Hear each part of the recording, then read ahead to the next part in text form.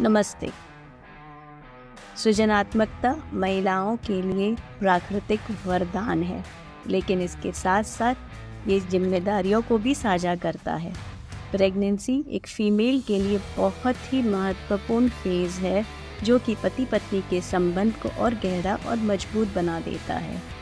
लेकिन जब आप संतान को जन्म देने के लिए प्राकृतिक नियमों को पूरा करने की अपेक्षा करते हैं, तो यह काम आसान नहीं होता है, क्योंकि आपको चाहिए कि आपका संतान बौद्धिक, मानसिक, शारीरिक, आध्यात्मिक रूप से आपसे भी उत्कृष्ट हो।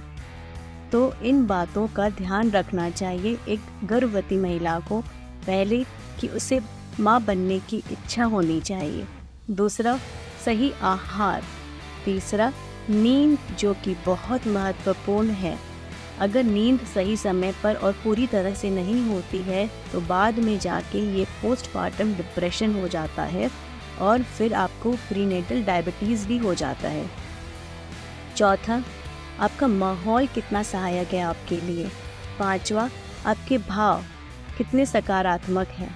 छठा और बहुत ही महत्वपूर्ण है यौगिक अध्ययन, उचित गतिविधि शरीर में होना। इन सब की मदद से आप एक संपूर्ण शरीर का विकास कर सकते हैं। और आप जब ये 2 महीने की जो गर्भ अवस्था होती है वो बहुत कठिन समय रहता है, जिसमें पहले तो उल्टियों से शुरुआत होती है और जिसके साथ साथ शरीर तो बदलता ही है, मन भी बदल जाता है।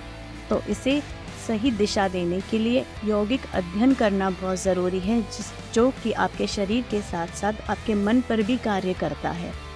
शरीर में जो भी तकलीफ़ें आती हैं, जैसे पैर में दर्द होना, कमर में दर्द होना, स्पाइन में दर्द होना या आपका पोस्चर बिगड़ जाना, और आपके जो मन पे जो कार्य करता है, क्योंकि 9 महीने का जो बहुत ही ब्यूटीफुल फेज़ रहता है, उसके बाद जो आपको एक गिफ्ट मिलता है बच्चे के रूप में, उस दौरान आप मानसिक रूप से भी बहुत व्यस्त हो जाते हैं, क्योंकि बार बार डायपर बदलना, कपड़े बदलना, जिससे आपकी नींद पूरी नहीं होती है।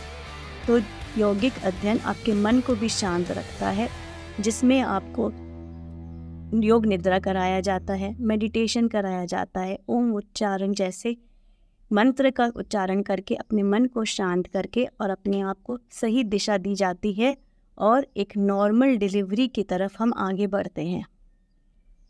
धन्यवाद।